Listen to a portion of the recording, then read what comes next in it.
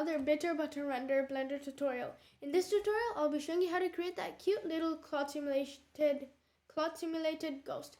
So first we want to add a sphere, and that's because we want something to drive the cloth simulation around. So let's just add that real quickly. And let's not worry too much about the resolution since it will be hidden, but give these segments and the rings a value of 64. That should be fine, but remember it doesn't matter too much because it will be hidden. And then right click to shade smooth if you want. And now we want to scale this down because we don't want it to be this big. And now we're gonna add the cloth. Then we're gonna do that by adding a plane and just going into the z-axis to get a better view. And then we're gonna scale it up. So a value of this looks fine, and then we're gonna bring it up. So just don't bring it up too high because then it's gonna take more frames to actually group down on the sphere. Just move it up until it's not touching. So somewhere around there should be fine. Okay, so now let's start adding the physics property. So we can go down here into this physics property tab, and we're gonna add a cloth simulation. And then with that, we can change the quality step to 10 first to get a better quality, obviously. And let's just play that around. And look, it's simulating right now, but there are a few stuff that's missing.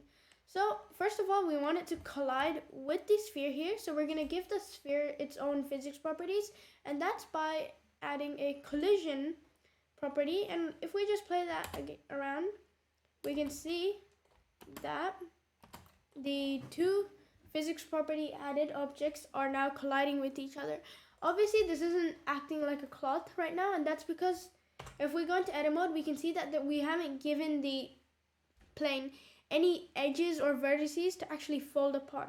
So we can do that by clicking right click, subdivide, and then changing the number of cuts into a good value. So I'm just gonna click this until I find something that looks good. So if after 10 it's still not enough, so we're gonna have to right click, subdivide it again, and one more time, and I think this looks good. So we can go into edit mode and just go into we can go into object mode and go into frame 1 and just play that back and see how that looks. So let's just wait for it to finish simulating.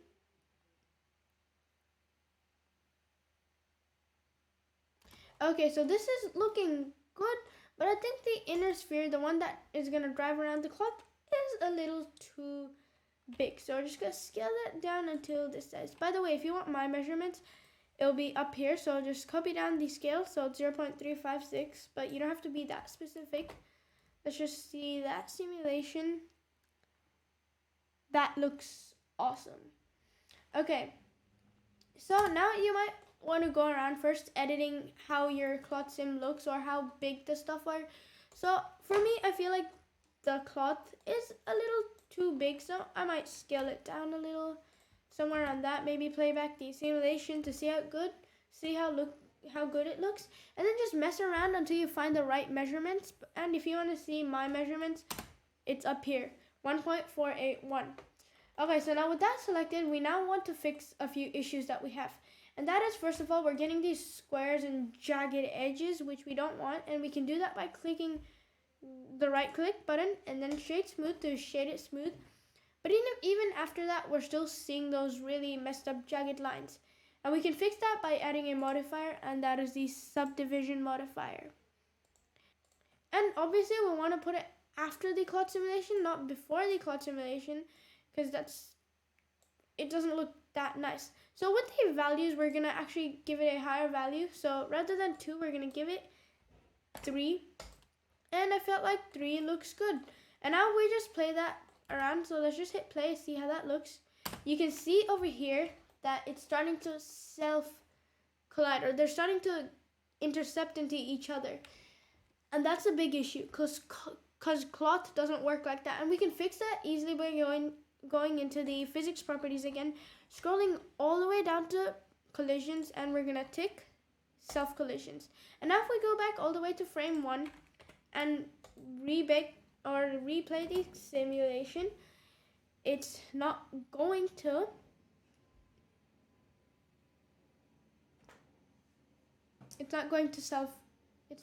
intercept with each other. Instead, it's gonna collide with each other.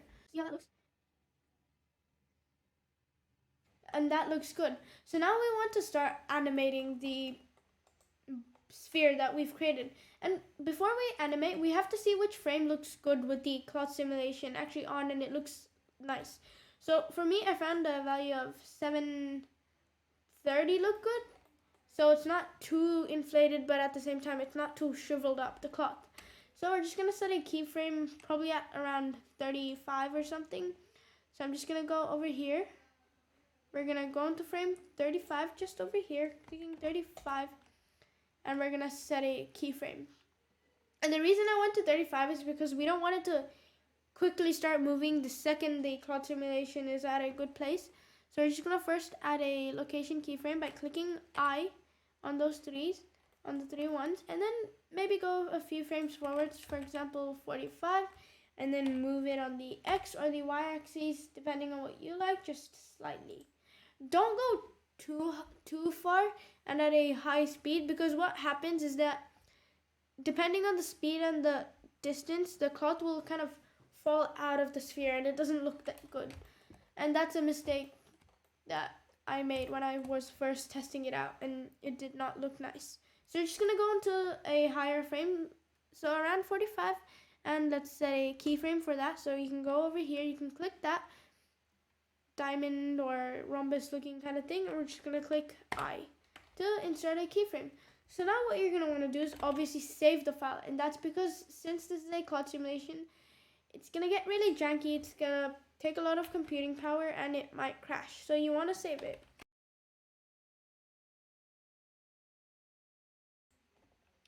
And let's just play that simulation. Okay, so let's just go to frame 1 and see how it looks. So the cloth is currently falling down. And it's going through for some reason. That's a weird issue, but I'm pretty sure I know how to fix that. We're just gonna want to go into frame 1, or all the way to frame 0, and then play it back. If it still doesn't work, you might just have to change a few settings front and back on the thing. Now this issue only happened to me. It might happen to you, but it probably won't. So let's just take out the collision physics properties on the sphere and put it back. I think that'll look good. So let's just play that.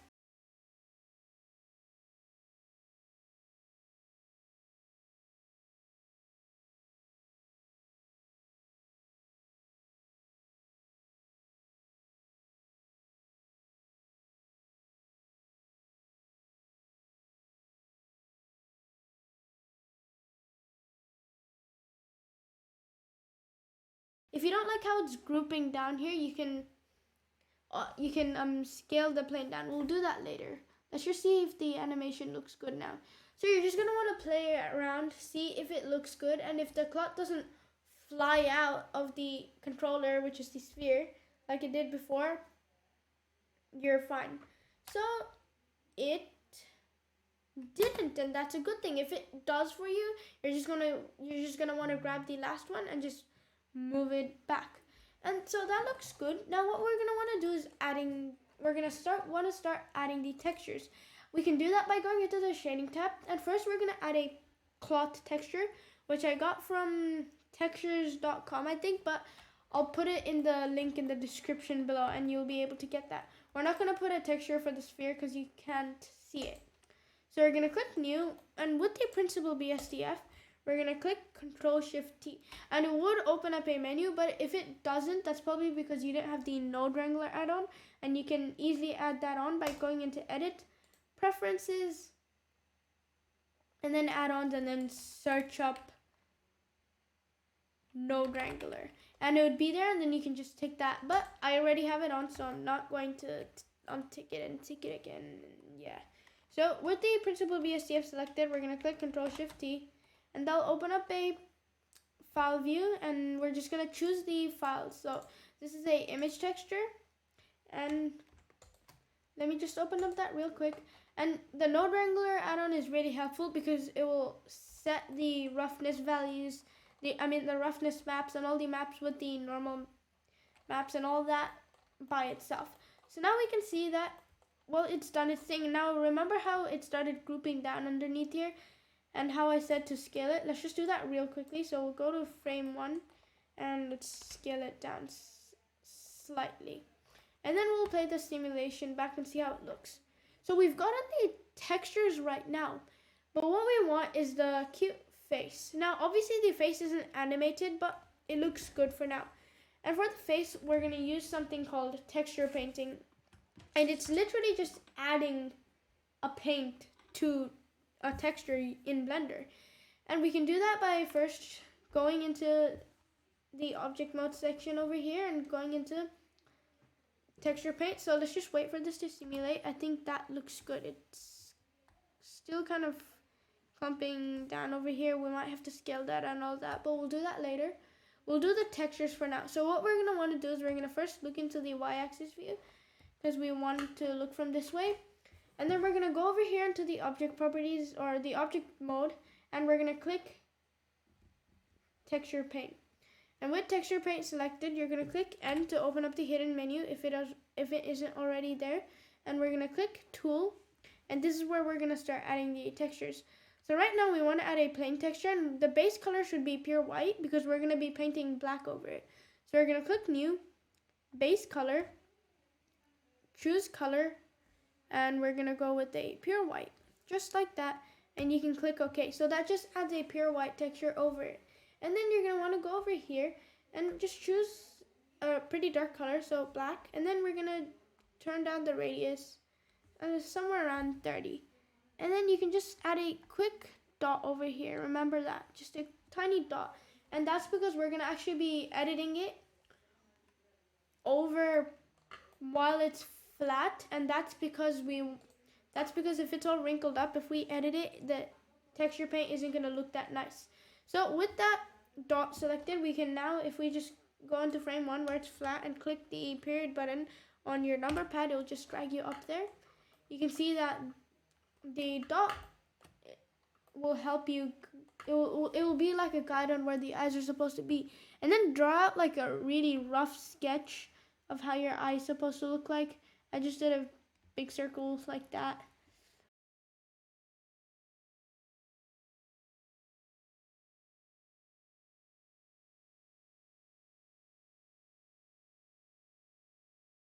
What you're going to want to do is, if you want to, let's say, add the math such as what I did, you can go over here and we're going to change the blend mode to anything you like. I'm going with red, and then you can tune down the radius.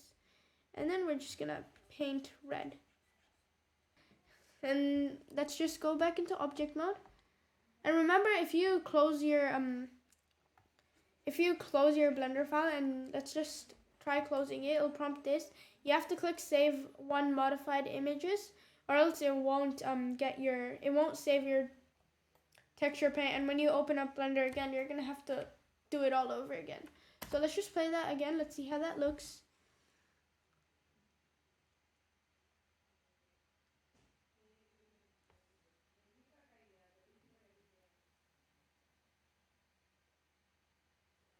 Okay, so when it is up to a good frame, so this looks nice, and we're just gonna go into texture preview mode. Let's just save it, and we can see that we've gotten our face down. It's a little too soft. I think that was the brush issue, or I chose the wrong brush. But just make sure that if you go into texture paint over here, make sure to change the blend mode and mess around until you get a brush that looks nice. But this is just a rough drawing. So we're just going to go back into object mode, and what you're going to want to do is now we're going to start wanting to set up the lighting.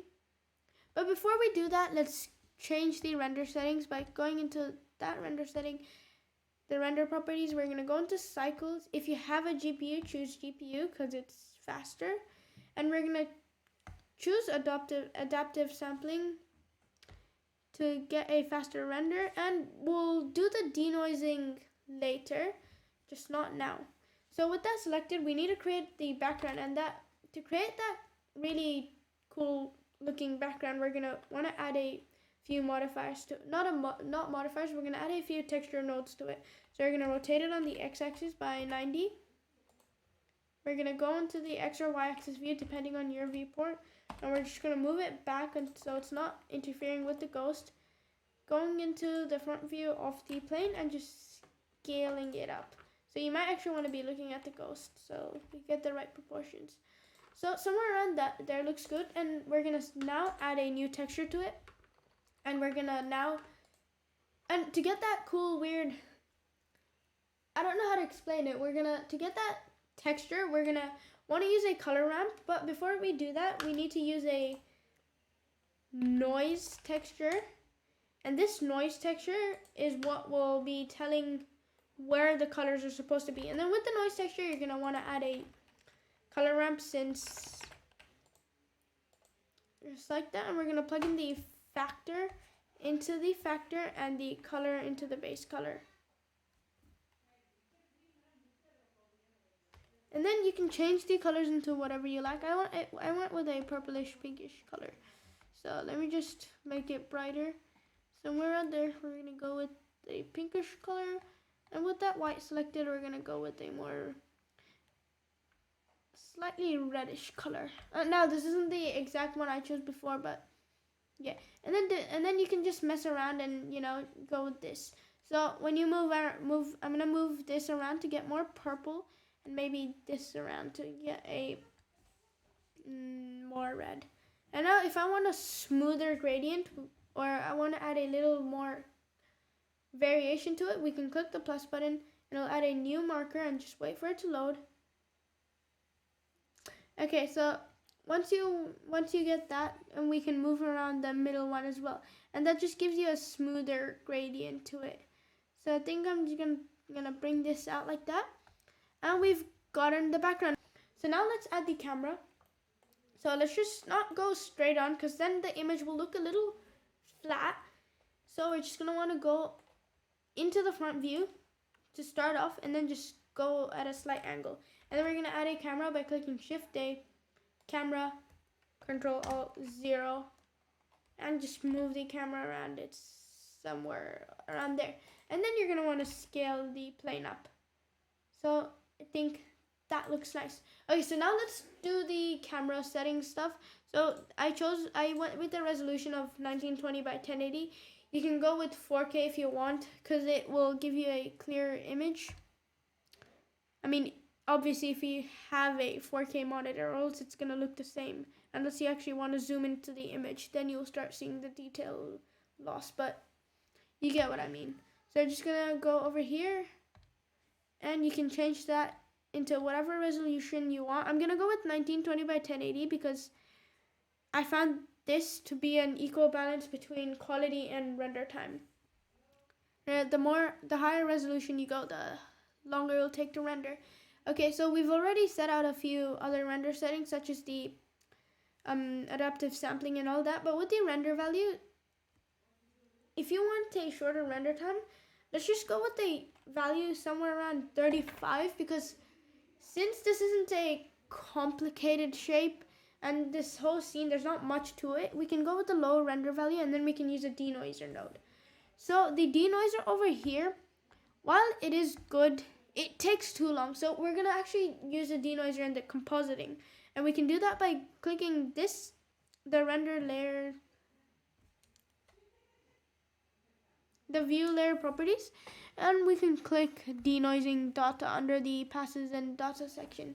And then with that, if you go into compositing and click use nodes, you can see that you've gotten a bunch of other outputs values as well.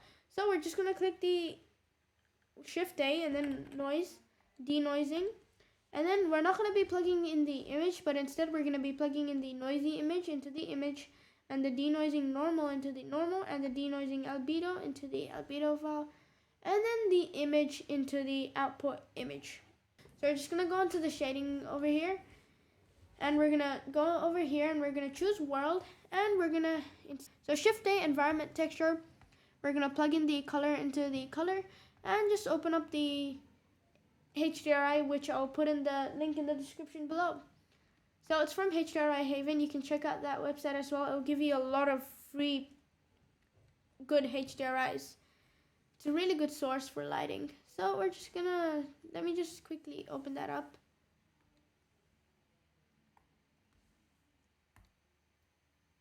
So obviously with the HDRI resolution, I went with 4K. It looks good, but it's the higher resolution you go, the more it's going to start storing in your RAM. And if you have less RAM, such as mine, I have 8 gigs. It's not too much, but it's okay. Don't go with the too high values such as 16K. Go with around 4K. So we're going to go in the world section and make the strength somewhere around 7. So that's what I found to look good. So we're just going to now choose the start frames and the end frames, the final part. And we're just going to want to go until we find a frame where the cloth is on the sphere, but it's not too into the scene. So we're just going to go with the value of 25. If you've been doing whatever the exact stuff I've been doing, such as doing the scale and everything the same way, you'd probably want to start off where I started. But obviously this is a artistic preference, and you can start off wherever you want and wherever looks good for you. And then we're going to want to do is we're going to click the cloth, and we're just going to bake it. So first you might want to just go around playing your timeline back and see how the cloth sim looks. If you like it, then go around, then you can bake it. So we can go over here into the render properties, not the render properties, the physics properties, and we're going to go all the way to the bottom. So we're just going to scroll down and look for baking. So it's not going to be all the way at the bottom. I was wrong. So we're just going to bake it by searching up bake. I can't seem to find where it is. There we go. It's in the cache section. And we're going to go down, choose simulation start 1. And you can leave it at 250. And then you can just bake the simulation. And then after you're done with that, you can render out your animation. And you have your own cute little ghost animation. And obviously, we did a really simple animation with it just moving to the left for me. But you can go around, do whatever you want, animate it however you like, just using the keyframes. And go crazy and have fun. And I'll see you in the next tutorial.